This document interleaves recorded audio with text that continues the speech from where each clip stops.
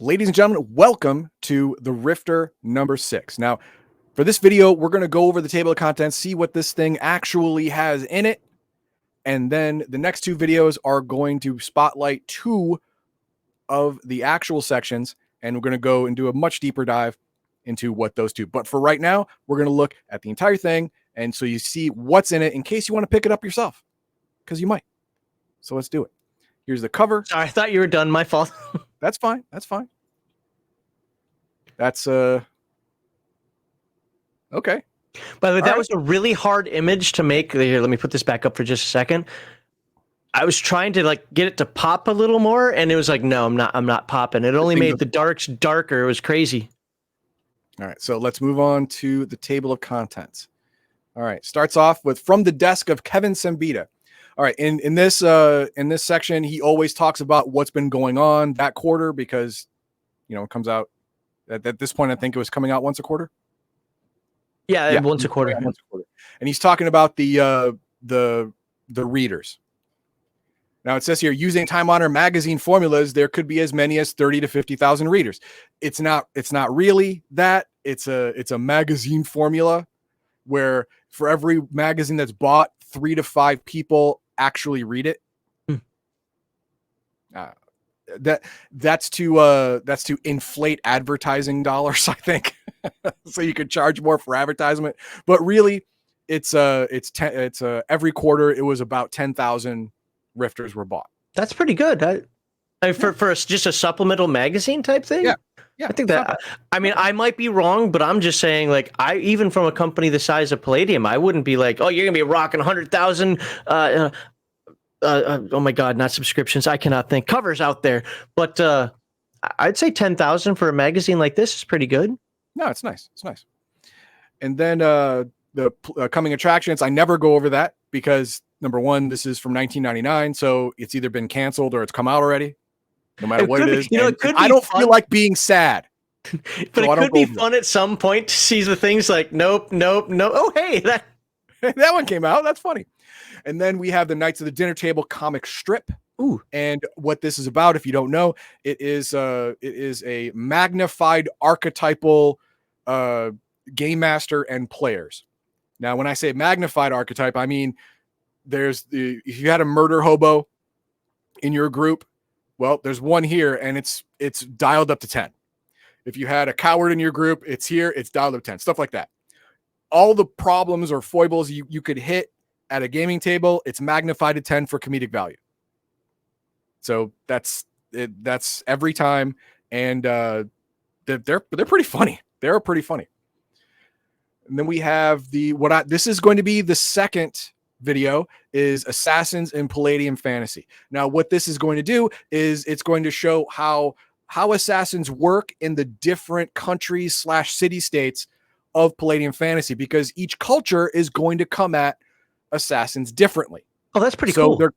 So they're going to be played differently, they're going to be made differently, and they're going to work differently depending on your environment that you were trained in. You're not even at that video, but that sounds awesome, because I just thought it was going to be like, here, add assassins to the game, and if somebody being, well, they're evil, why would I want them, yada, yada. But actually having that different perspective, yeah. I hope this is a really good article. It's pretty good. It's not long. It's short, but it's really impactful to a game when you have an assassin in it. Your background is going to be important. And then we have page 30, the Russian gods. The reason I didn't go into this is because it's just like 5 or 7 gods based in Russia that were supposed to be in the Pantheon book, but they ran out of space. That's it. It's just an addendum to the book. Yeah. So, which is fine and good, but I don't think it deserves its own section. Then we have GM tips for playing Rifts, Heroes Unlimited, and other games. This one I wanted to do as my third segment, but it is so information dense. And all of the information here is so it gives advice on how to game master certain types of players. If you have a player who likes to be in control, but no one wants him to be in control, how do you handle that situation? It gives advice and tips to handle that situation. If you have a player that is quiet and it's to a detriment to the group, tips and tricks to get him to feel comfortable speaking up, stuff like that. Excellent information. Everyone should read it if you're going to game master anything. But it was just too dense. It would be an hour unpacking this whole thing. And it was too maybe sometime in the future it might be just a generically good topic to go over. No time soon necessarily, but I'm just saying this might be something to reach back to, just to go over as a full length topic at some point, maybe. Yep. And it includes stuff besides combat, encouraging resourcefulness, combat with personality. Those the leader and quiet guy I was talking about. Many uses of NPCs, team leaders, the player's perspective, rewards, and more. So there's it's the entire experience of being a game master, tips for everything. So if you're having trouble thinking of yourself, can I be a game master? Am I going to suck? Get this just for page 50. It's great. And it's only 17 pages, but there's not a lot of pictures. It's only 17 pages. It's walls of text. Wow. Okay. Then we have Ninjas and Superspies material for Intrigue in Singapore. This is an actual adventure. So obviously I'm not going to go over it because I don't want to ruin the adventure for everyone. It has a couple of OCCs, specialty OCCs that appear in this adventure. It has beginning and middle end. It is an entire multi-game day adventure, like three to 5 game sessions worth of an adventure. So there's that. And then we have the old ways. This one's going to be segment 3. This is how the Mafia adapted to the world of Nightbane. Okay. Because if you remember, all of the alphabet agencies were fired. The FBI, the CIA, the NSA, all of them were disbanded. And the NSB, which is the Night Lord controlled agency, is now the only federal agency with arrest powers. Well, maybe Fish and Wildlife are still, I don't know, maybe there, but no one cares about that. So how did the Mafia pivot to handle this new situation? Now, normally this would be like a niche thing, right? Like, why are you putting a segment on that? I don't have any Mafia characters. No, if you are playing a character that is in hiding, you were FBI, you were CIA or NSA or whatever, you now have greater contact with organized crime, because organized crime knows how to hide. They know how to hide their dealings. They know how to form cells better than the FBI does.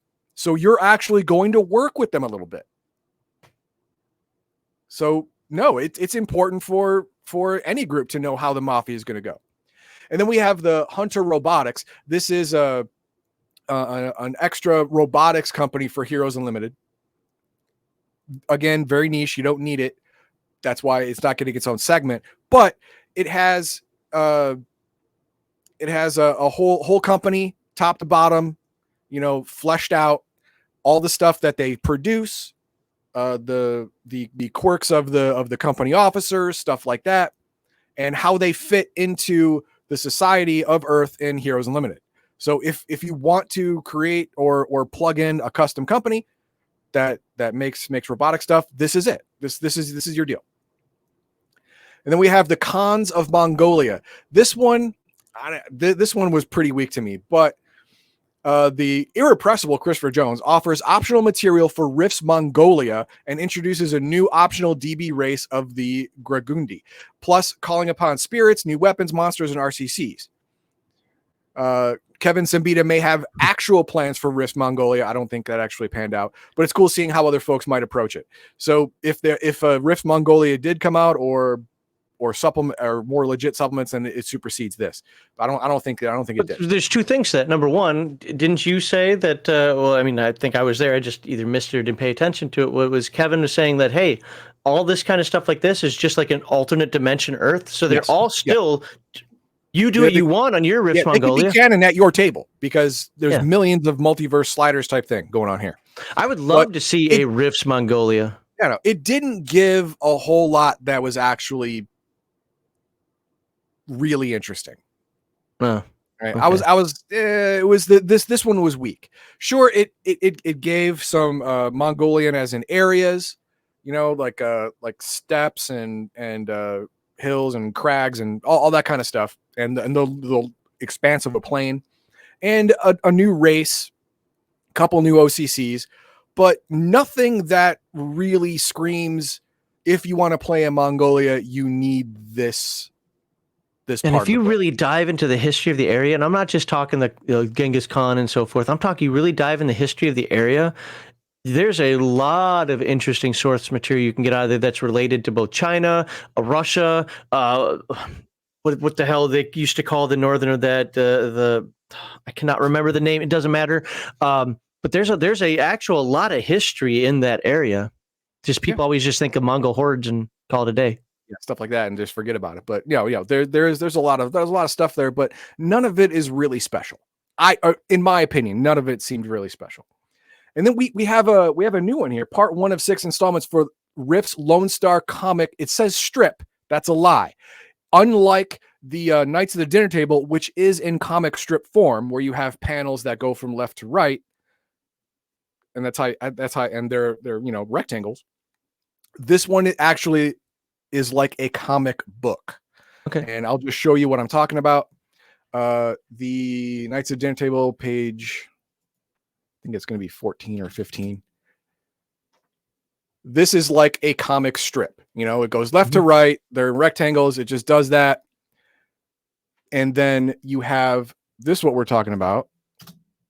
This is more like a comic book, a black and white comic book, page after page, like that. So if you like comics, there's Dead Boy stuff. That's pretty cool.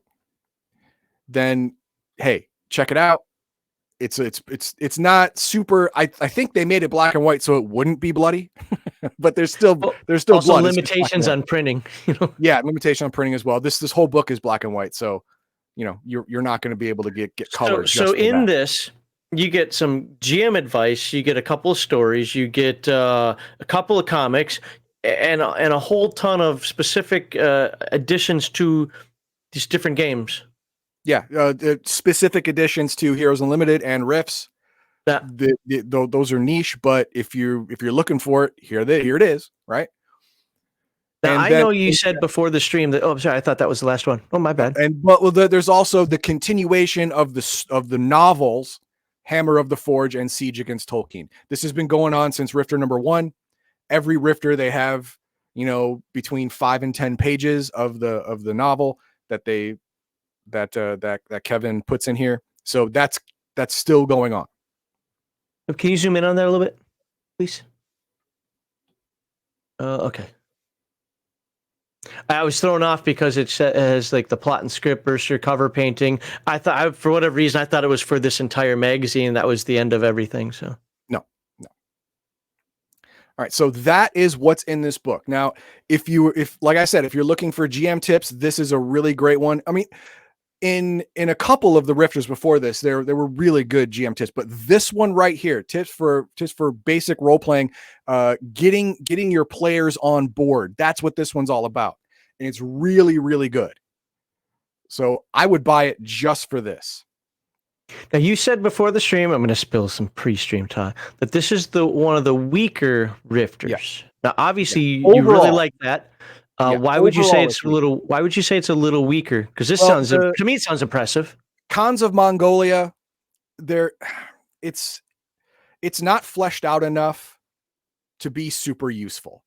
It's very basic, in my opinion. It's very basic. Unlike the other supplemental stuff that they had in other Rifters, it was much more robust. You had a lot more of the culture that came through. This one is weak on the bells and whistles. You would think if you get it, you're getting a whole new race. You're getting OCCs. You should also be getting a really good feel for the different culture that it's in, but I'm not getting that from the Khans of Mongolia.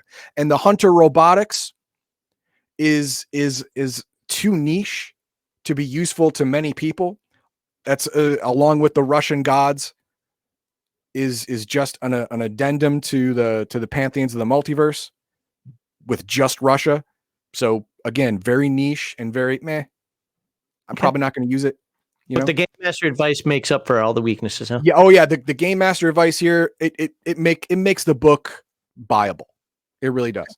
And this whole adventure, it's an adventure, which is nice. It's a fully fledged adventure, which is nice for ninjas and super spies. But if you don't have ninja super spies or don't want to play ninja super spies, then that's not going to be useful to you. So again, niche, but the second strongest thing in this book. Okay. I just didn't want to ruin it. So that's why I didn't go over it. I didn't want to ruin the adventure for everybody. So there you go. So that is it for the overview. So let's see what we got for chat. So Kevin says Knights of the Dinner Table is funny because we all recognize those players from games we have run or played in. I think that's absolutely the point.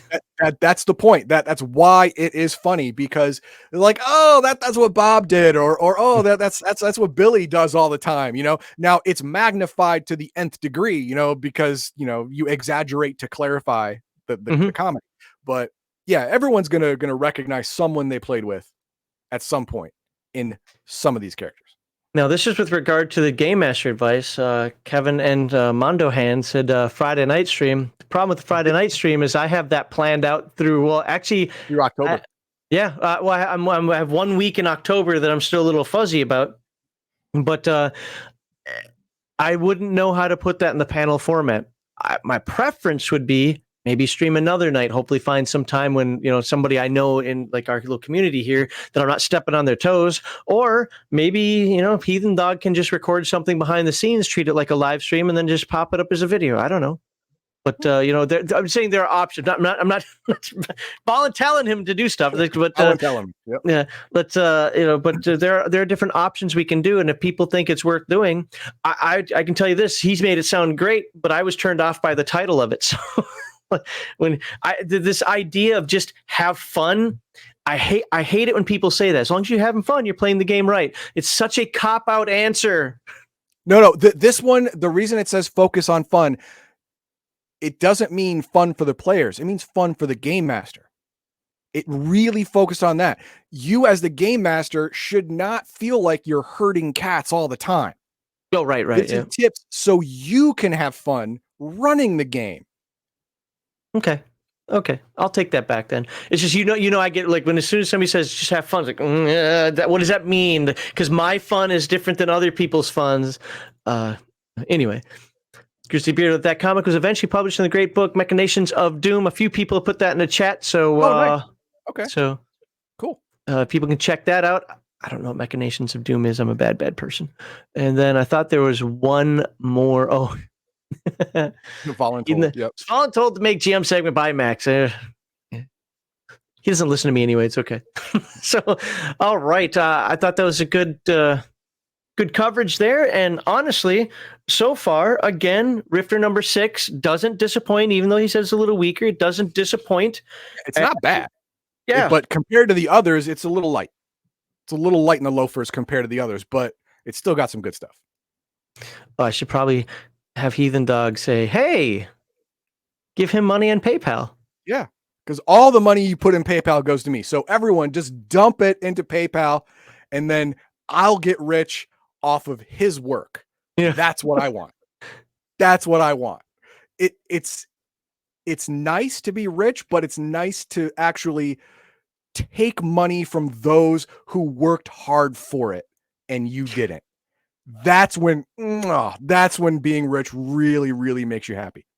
To be fair, this isn't like the Legion with Weekly live stream where I had a complaint that's people would just show up on Sunday to do the thing and then go away and never do anything throughout the week. No, Heathen Dog actually does some stuff on the side as well. But let's be fair, 80-90% of what happens here is the.